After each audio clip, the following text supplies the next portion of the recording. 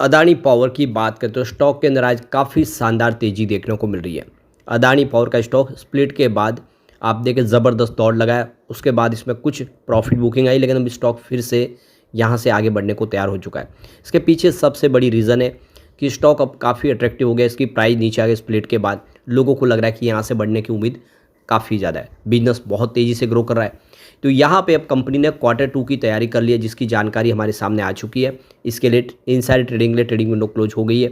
कुछ और बड़ी अपडेट निकल के आ रही है जिनको हम एक एक करके डिस्कस करेंगे।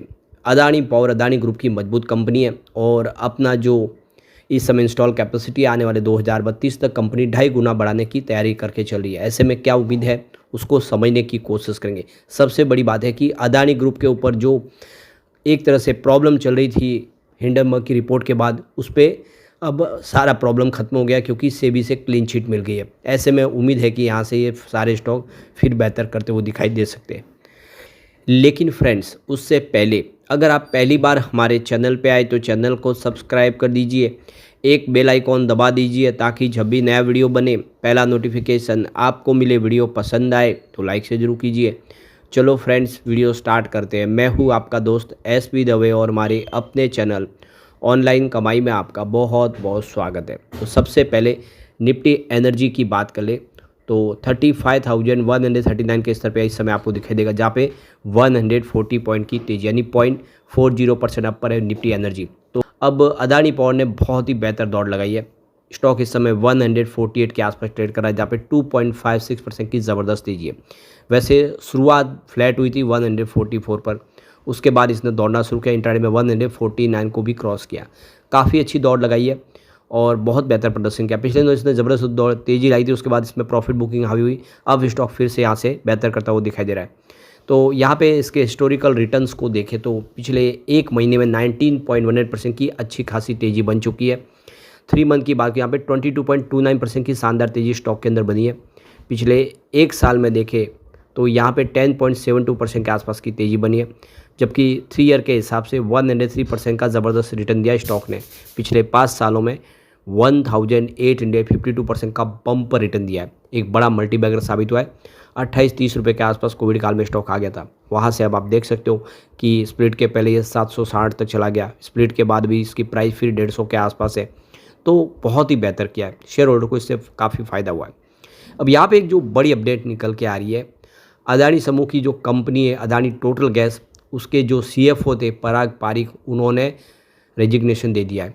तो कंपनी की ओर से जो जानकारी दी गई है कि पारिक का इस्तीफ़ा जो है तत्काल प्रभाव से लागू हो गया है। तो ये देखो कि पराग पारिक जिन्होंने काफ़ी सारा समय निकाला, उन्होंने अपने अनुभव का फ़ायदा कंपनी को दिया, लेकिन अब वो देख सकते हो कि अचानक उन्होंने कंपनी को छोड़ दिया है। उनका कहना है कि वो कोई और नई अपॉर्चुनिटी तलाशना चाहते हैं, यानी आगे भविष्य में बढ़ना चाहते हैं। तो देखो इस वजह से उन्होंने कंपनी छोड़ दी है, उनकी जगह पे किसी और नई की अपॉइंटमेंट होगी। तो एक तरह से ये तो झटका है कंपनी के लिए भी। एक और जो बड़ी अपडेट निकल के आ रही है कि यहाँ पे अदानी टोटल गैस के लिए एक झटका और है। फ्रांस की जो इनकी पार्टनर कंपनी थी वो यहाँ से अब निकलती हुई दिखाई दे रही है बिजनेस को बंद करके। तो ये देखो कि फ्रांसीसी जो company energy company total energies, वह अपने रिन्यूएबल एनर्जी के निवेशों को अमेरिका, ब्राज़ील और यूरोप के बाहर बेचने का उन्होंने फैसला किया है। इसके तहत कंपनी भारत से भी बाहर जाएगी। भारत में टोटल एनर्जी रिन्यूएबल एनर्जी के पोर्टफोलियो का लगभग 25% हिस्सा अदानी ग्रुप के साथ उनका जॉइंट वेंचर्स के माध्यम से है। तो अब कंपनी यहाँ पे इस बिजनेस से बाहर निकलना चाहती है।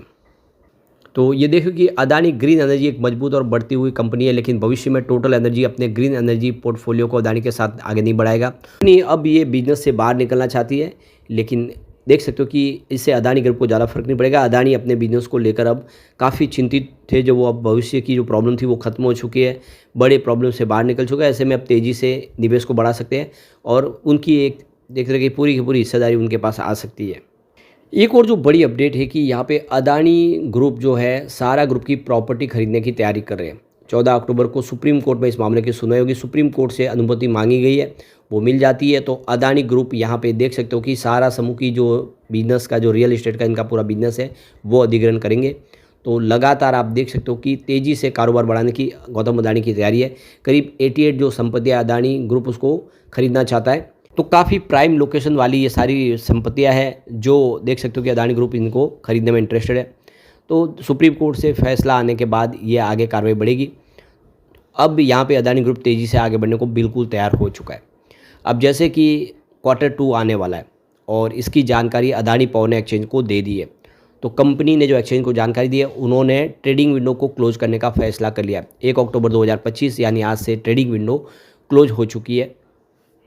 तो सेबी के रूल्स के तहत जैसे ही रिजल्ट की तैयारी हो जाती है, कंपनी के मैनेजमेंट को पता होता है कि रिजल्ट कैसा है, उसका वो मिसयूज न कर ले, गैर फ़ायदा न उठाए, इसीलिए ट्रेडिंग विंडो को क्लोज करना ज़रूरी होता है।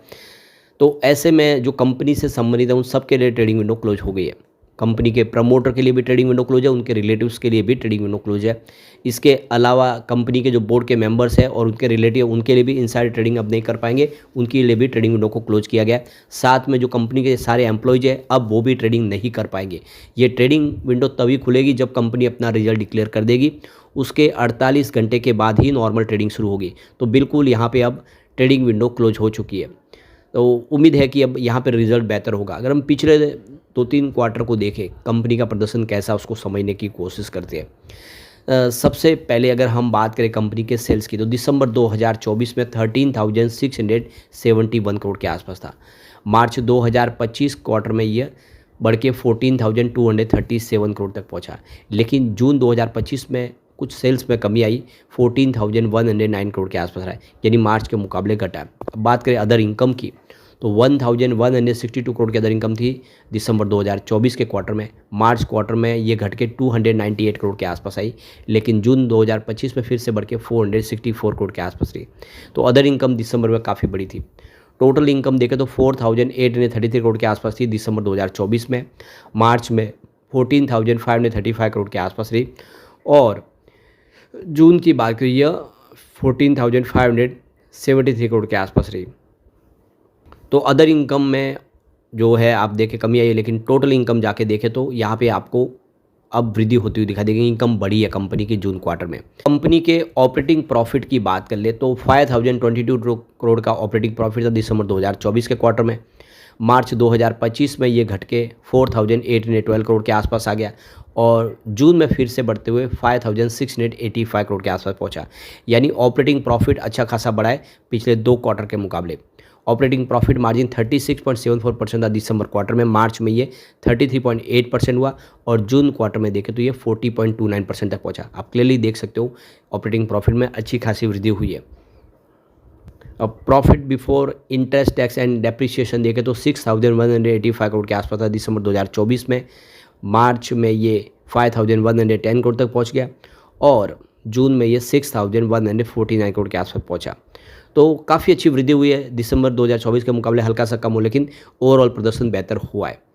अब यहाँ पे अगर हम बात करें प्रॉफिट आफ्टर टैक्स की, तो 2,940 करोड़ के आसपास बताया था दिसंबर क्वार्टर में, जो मार्च क्वार्टर में घट के 2,599 करोड़ तक पहुंचा। लेकिन जून क्वार्टर में फिर से बढ़ते हुए 3,305 करोड़ तक पहुंचा है। तो क्लियरली देख सकते हो कि प्रॉफिट आफ्टर टैक्स के आंकड़े उत्साहवर्धक है और वो ज़बरदस्त बढ़े। अब ईपीएस की बात करो 7.67 रुपीज़ के आसपास था, देखो कि दिसंबर क्वार्टर में। मार्च क्वार्टर में घट के 6.62 रुपीज़ के आसपास पहुंचा, लेकिन जून क्वार्टर में ईपीएस बढ़ के 8.62 रुपये तक पहुंच गया है। यानी वाकई में कंपनी ने बेहतर किया है। ये सारी बातें साबित कर रही है कि यहाँ पे अब अदानी पावर आगे बढ़ने को तैयार है और रिजल्ट बेहतर हो सकता है। लेकिन फ्रेंड्स, कोई भी इन्वेस्टमेंट करने से पहले अपने फाइनेंशियल एडवाइज़र से एडवाइस ले ले, या अपना खुद का रिसर्च करें, क्योंकि मैंने वीडियो आपके एजुकेशनल पर्पज़ के लिए ही बनाया। वीडियो पसंद आए तो लाइक शेयर जरूर कीजिए और चैनल को सब्सक्राइब कर दीजिए। Thank you friends.